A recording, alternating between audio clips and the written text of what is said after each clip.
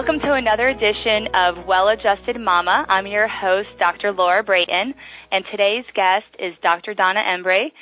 Dr. Donna Embree has 20 years of clinical experience where she created a system for working with the design of the body, producing rapid, sustainable results, and empowering patients to take responsibility for the healing process.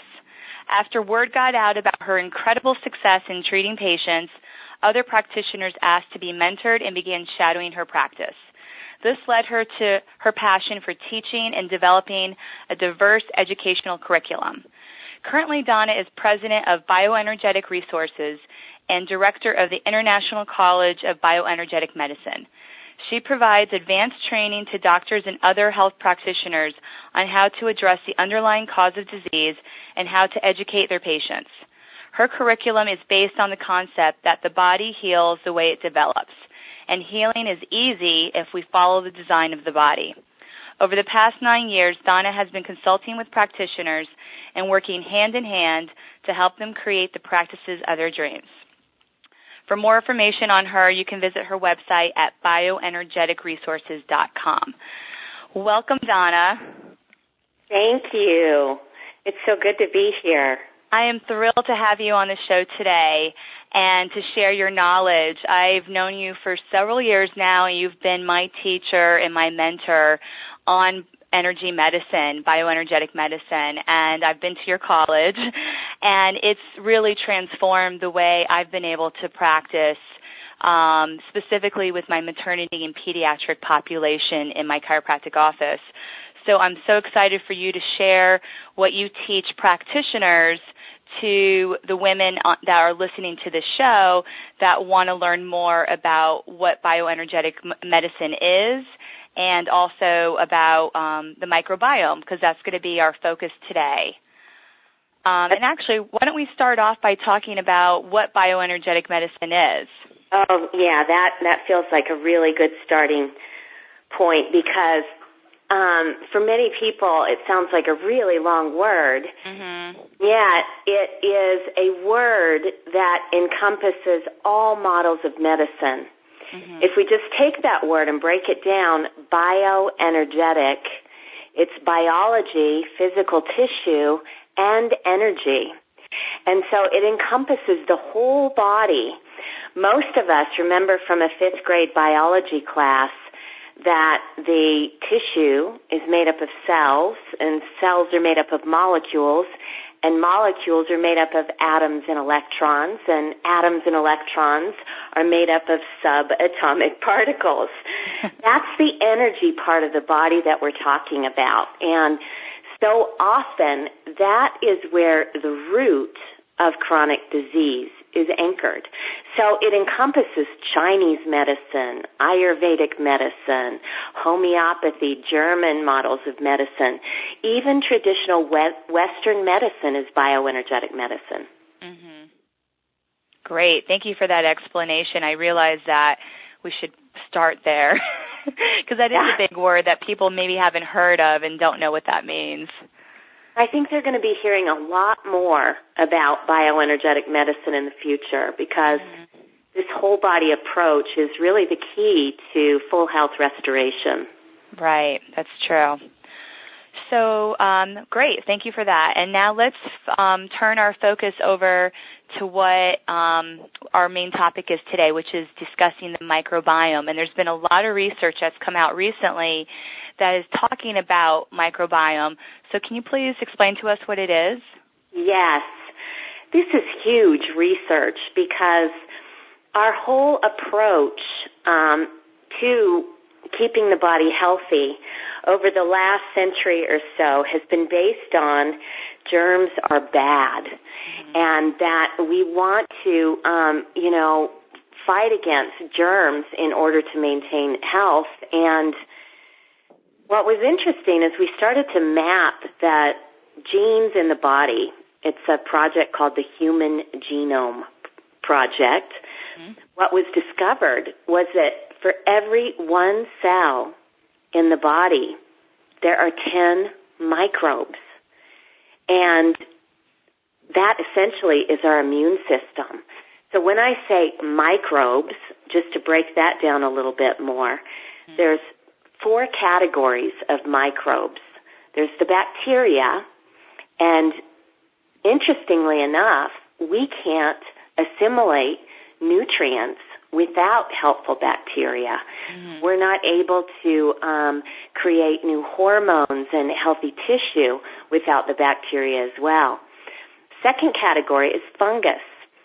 Fungus, or yeast, is natural in the body, and it helps to absorb toxins. So it's kind of like a big sponge in the body, and it can hold toxins until our body's ready to eliminate them. Also, parasites. Did you know how helpful parasites are? They actually can help to heal scar tissue. And then the last category is viruses. And we often think that viruses are, we want to avoid those as much as possible. But what we've realized is that in order for our cells to make new cells, viruses are needed. So viruses help with cell replication. So in a balanced, healthy body, we have a community of microbes made up of bacteria, fungus, parasites, and yeast.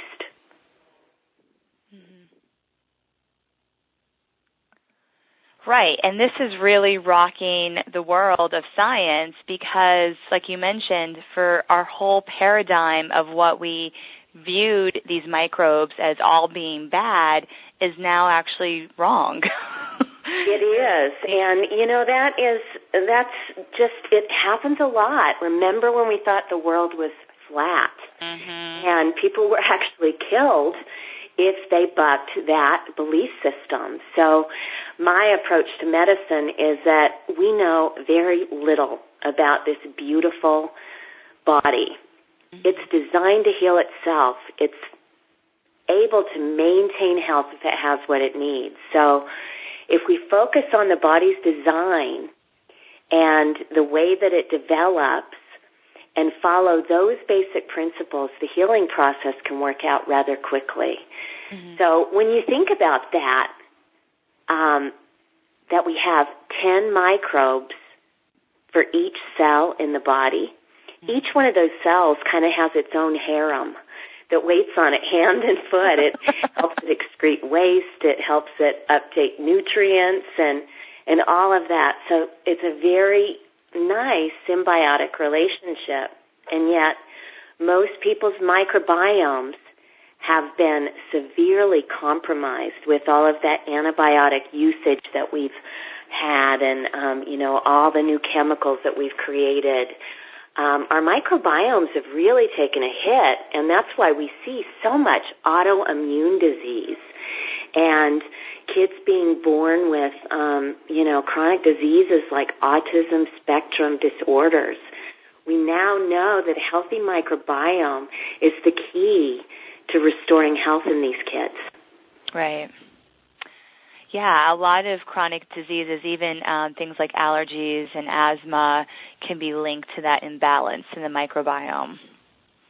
Yeah, so important. It really is. Can you, before we move on, can you speak a little bit more to how the microbiome could become imbalanced? You mentioned antibiotics and chemicals. Yes. What else? So everything about our bodies are designed to move with the rhythms and cycles of life. There's a time to work and there's a time to rest and play. And our whole system in our body that helps to regulate that is our neuroendocrine system. So that's what helps our intestines contract and relax, and it allows us to breathe in and breathe out fully and all of that. So the first thing that can compromise the microbiome is living a life that's not in sync with rhythms and cycles. We're often, all of us are taught that, you got to get out there and do something. And we're taught that resting is laziness. We now know that that's when the body heals. So you're actually doing so much work when you're resting. So there's that piece. And then there's also, if you look at the overuse of antibiotics or toxins can kill the microbiome too. Think about all this antibacterial soap that we've been using. People get in the shower and they scrub their skin, and that is depleting their microbiome.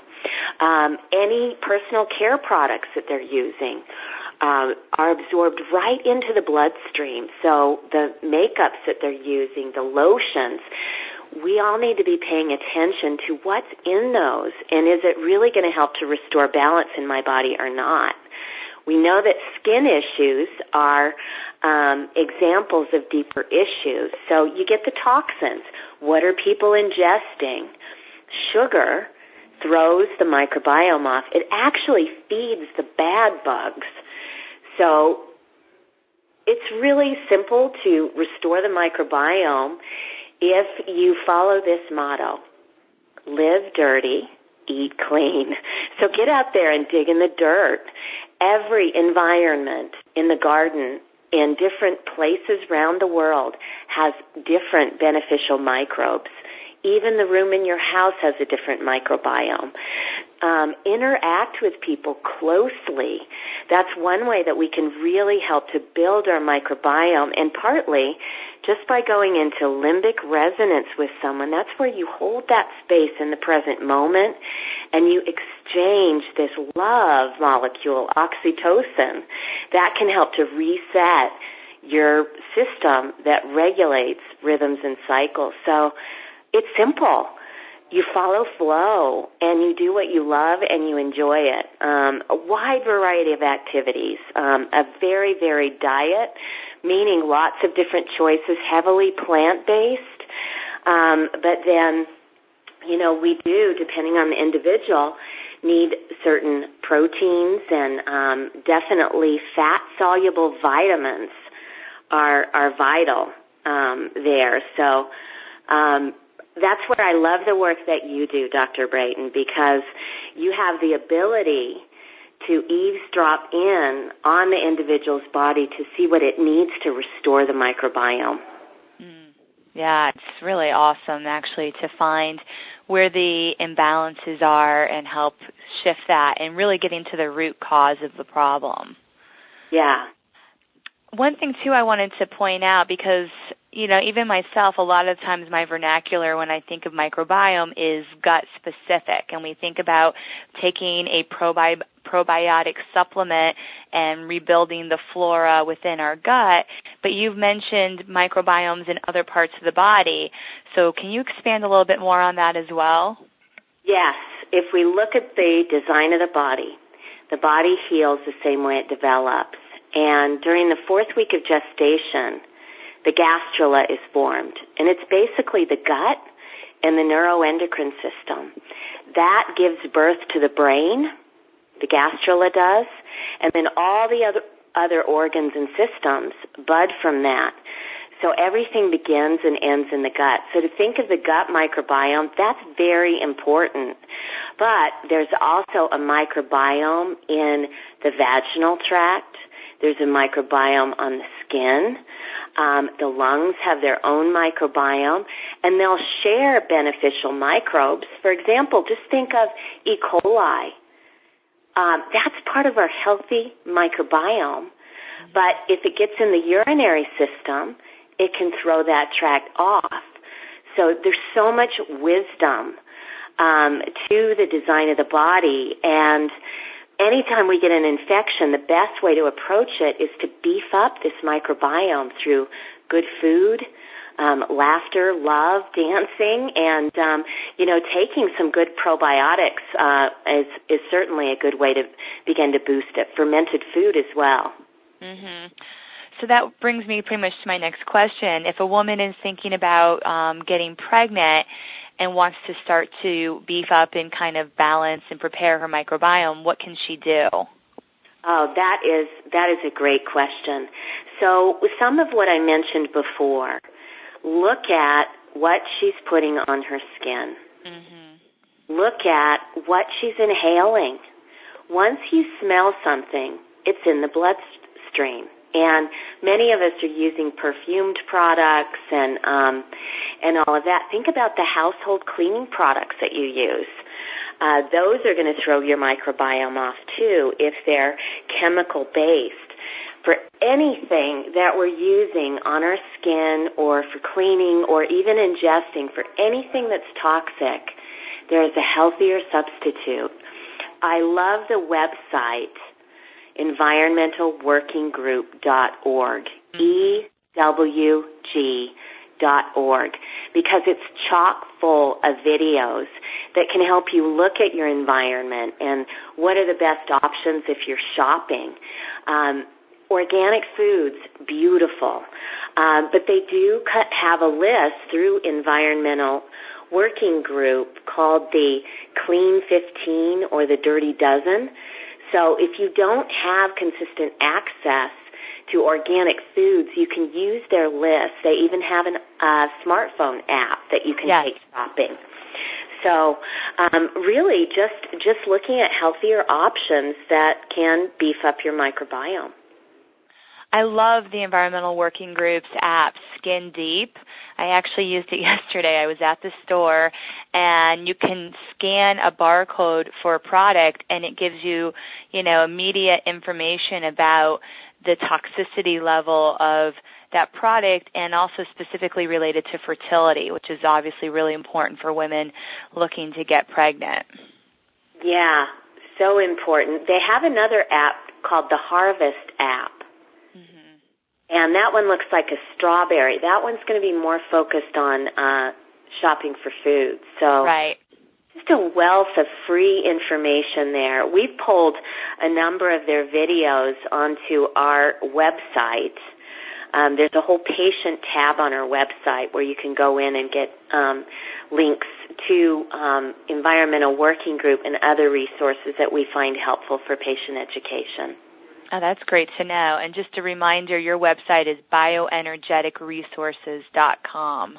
Yeah. So that's great that people can go directly there and get this information as well. Okay. So then what about once a woman is pregnant?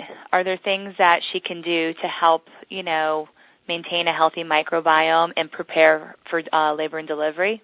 Yes. I would say, first and foremost, get in your body. And, so many of us are trained to not be in our bodies. We're in our head. We're out there getting things done. And pregnancy, more than ever, is a time for you to practice presence, to get into the present moment and fully feel into your body. Feel that beautiful new life that's sprouting within you. Because the quickest thing to throw off the microbiome is stress. It's attitude.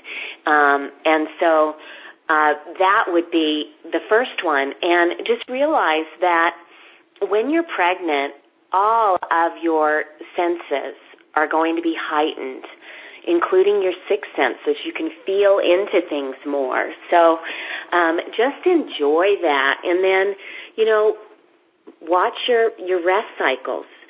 Get in bed between 9 and 11. That's when your body is going to be at a heightened state for repairing. Drink water. Get outside. Get sun on the body. And then, of course, follow a diet that is rich in organic plant-based foods, high in fat-soluble vitamins. Those are your A vitamins, your E vitamins, your D vitamins, K vitamins. Those are what help to build the outer coating on your cells. And when you do that, it's going to allow your microbiome to work more closely with your cells to maintain health and nutrient exchange. Can you maybe give some specific examples of what type of foods you're referring to that are high in those vitamins? I think that just giving you some resources to look at would be good. I love the Price Pottinger Association. this is based on research that looks at different indigenous tribes around the world who have really straight teeth. They don't have a lot of dental issues. Now, I love that research because you can tell the health of the body through the health of the teeth. People that are born with crooked teeth have some kind of nutritional deficiency, which is not our true nature. If you develop cavities, that's also a sign of nutritional deficiency. So you can read more about this by looking up the Price-Pottinger Association. They have free guides for shopping, looking at sources for grass-fed meats, which are going to be not only high in nutrients, they're going to be high in minerals as well. They have lists of the plants that are the best. The Weston A. Price Foundation is a place that you can go. Now, there's a lot of research out there on raw diets and vegan diets and all of that, and those are wonderful as long as you have a healthy microbiome. If you don't, sometimes it can make it difficult for you to be able to provide the infant, the developing fetus, with the nutrients that they need for a full, healthy life. So everything's about balance and being able to find the right diet and the right approach for you. But education provides understanding. And many pregnant women are so sensitive to energy that when they read and they get the full story based on truth, they're naturally going to know what foods are the right for them. Mm-hmm. That's such a good point. Even just intuitively, when they're looking at foods, let's say in the supermarket, they're going to know which ones to grab and which to avoid. Yes. And you can create a lot of your own fermented foods, too, which is a really price-efficient way to really build and balance your microbiome. So look into that as well. The Weston Price Foundation will have more information about that. The website, Weston, WESTON, A, Price, PRICE.org. Again, it's a .org website, so lots of free health information and research. Mm-hmm. I think Body Ecology also has some great information about fermented foods. Yes, that's another great resource. Also, if you look at the, what is the gut diet? Oh, why can't I think of that right now? Oh, the GAPS diet. The GAPS diet is another one. Now, if someone were to come in to see you, Dr. Brayton, you would assess them for diet, wouldn't you? Yes. That's part of what a bioenergetic practitioner does, is matches the individual to the right diet for them at that point, and it can change over time. Mm-hmm. That's true. There's a time and a place for raw diets, and, you know, everything has a time and a place. And there's 1,000 ways to do the same thing. Mm-hmm. And that's such a good point, too. A lot of this really is very individual, so it's not like a one-size-fits-all scenario. It's really about, I think, just listening to the needs of your body and having an awareness of what you need. And a lot of times it's interesting, our bodies will crave certain foods if it's lacking the nutrition in that food, and that's where the crave is coming from. Yeah. So true. And also, when you look at the mood swings that happen during pregnancy, or even any kind of morning sickness, all of those have a link to an imbalance in the microbiome. Mm-hmm. Wow. So that's really fascinating, because now we're associating microbiome with the emotional mental state. Yes, very much so. We're mapping the brain microbiome now. So we know how vital B vitamins are for mood. And yet we don't stand a chance with being able to absorb B vitamins if we don't have the right bacteria. So you can be supplementing, you can be on a great prenatal vitamin, but if your microbiome's out of balance, it's not going to work all that well.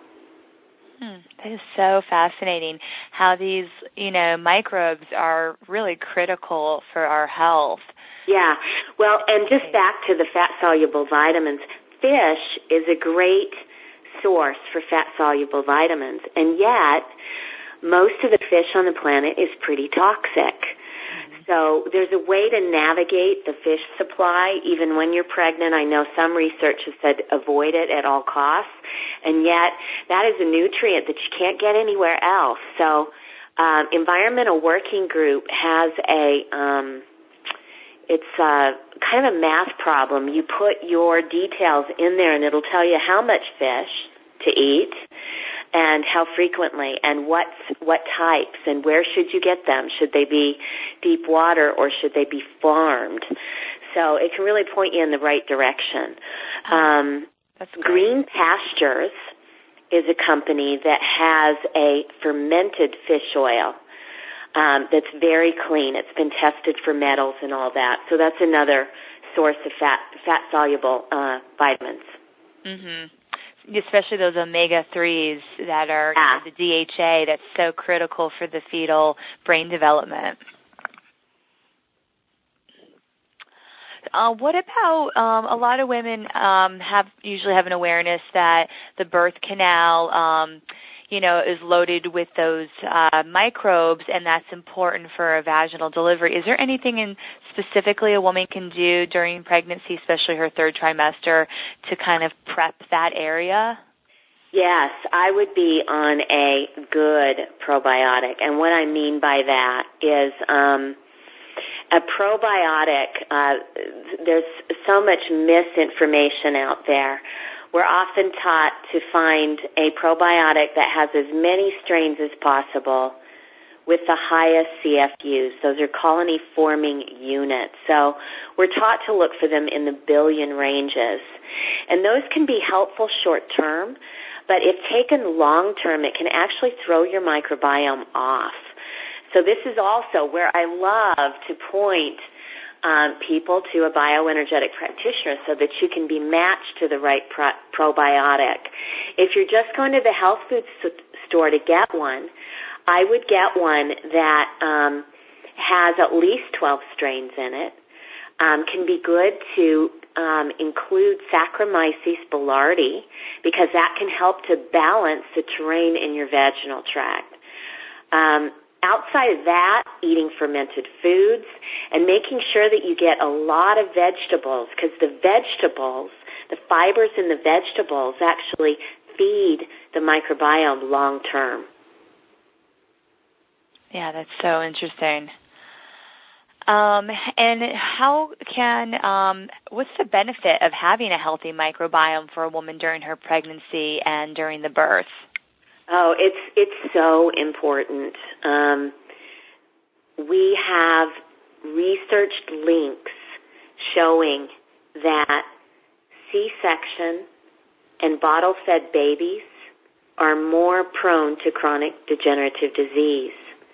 And the reason for that is that a fetus, before it hits the birth canal, is in a sterile state. As it moves through the birth canal, it's going to be gulping down large amounts of microbes. The microbes that infant gets are going to be the ones that the mom has, and many mothers are really depleted microbially because they haven't known about this.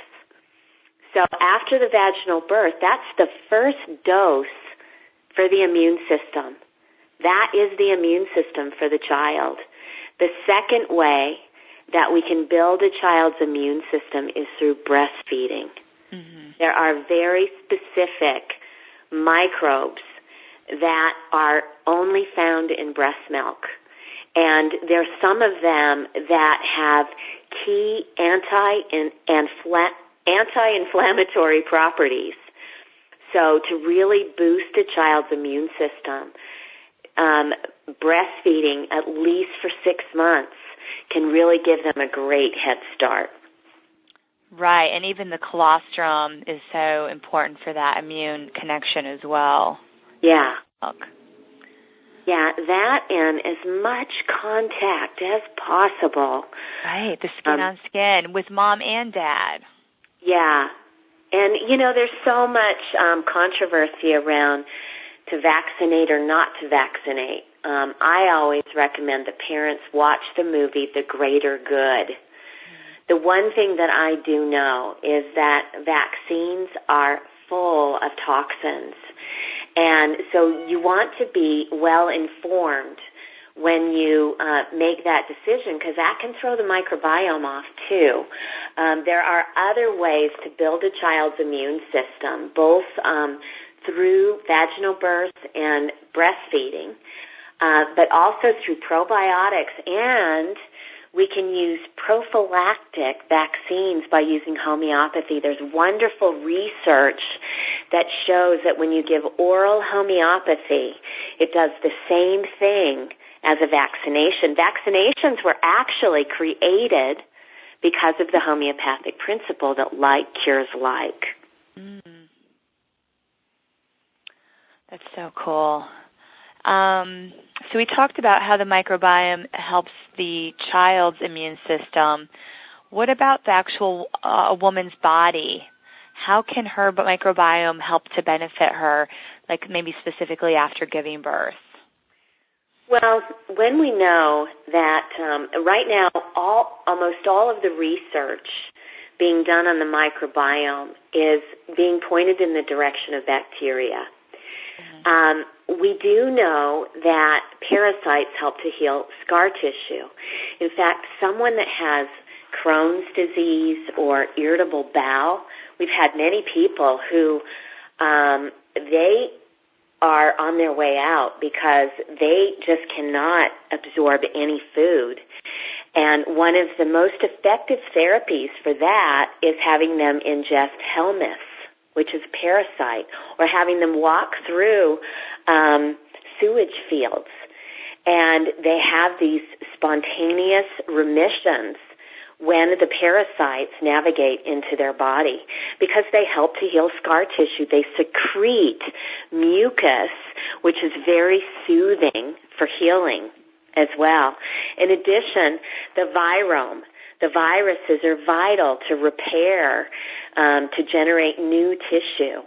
So not only helping to build a new baby, but to help you to repair and recover after giving birth. You combine your microbiome with a healthy, balanced diet, practicing presence, being fully aware and awake, and breathing in, breathing out, and you can move through the birthing process from glory to glory to glory. Everything about our bodies are designed for flow, right, as long as the body has what it needs. I mean, that's just fascinating, some of the things that you mentioned. I mean, it's so different than what most people in our culture know of regarding microbes. And when people talk about like, oh, I have candida, or oh, I have a parasite, it's or a virus or a bacteria, it seems to have such a negative connotation. And it's so interesting to hear how these critters are really, they're really necessary for life. If we don't have them, then we're going to die. Right. If you have a parasite or a virus or something like that, it's not that that is bad. It's that we need to build your community immune system, your microbiome. That's why, some of these drug-resistant microbes that come out here, it's not so much that they're drug-resistant, it's that they have no microbiome that stands up against them. Right. And that's such a good point, too, is when there's an overgrowth of any of these microbes, that's really when we start to have issues and symptoms. But having them alone, and they're also not what's causing us to get sick either, right? Right. Yeah. So as I mentioned before, a couple of things can throw the microbiome off. first and foremost, stress, and secondly, toxins. Anytime you have a compromised microbiome, there's going to be some toxic factor. It might have been overuse of antibiotics. That creates residues in the body, and when you don't have a balanced microbiome, the body can't eliminate effectively. Metals and chemicals, huge. That can keep your microbiome from healing properly as well. So if you're doing all that we've talked about here with diet and practicing presence, and definitely exercise. You want to have movement. That's going to activate your lymphatic system, which is going to help your body let go of these toxins that we're talking about. If you're doing all of that and you're still having symptoms, you certainly want to get in to see Dr. Brayton because she will be able to look at the toxins that are blocking the healing process. Donna, if someone doesn't live locally to where I'm practicing, how can they find a bioenergetic practitioner? They can go to our website, bioenergeticresources.com, and request to be connected with a bioenergetic practitioner. We don't have a map up there. We're pretty picky about who we refer you to because we want to make sure that they're properly trained. Yeah. Yeah, and it is such a holistic training and approach of how to look at the body. And, you know, even to your point, when people have, let's say, an overgrowth of candida, that's really the body's natural response to perhaps absorbing heavy metals. So the underlying issue could be a heavy metal toxicity and not just cleaning the candida out, so to speak. Right. Right. Important point.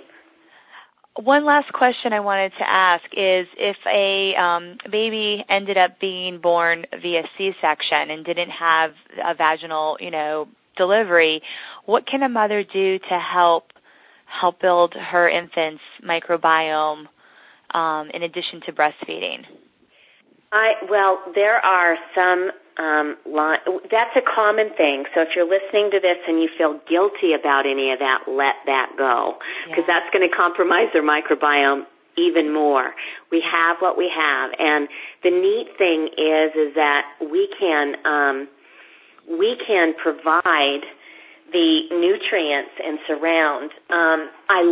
There's one company that has a probiotic that has all of the microbes that have been studied so far that are in a vaginal canal.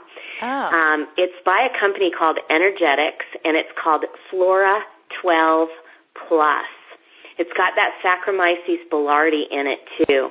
But I love to use that in this particular situation because it's been very well researched, and we've watched kids recover from chronic degenerative disease simply by being put on that in a well-rounded, full-body building up program.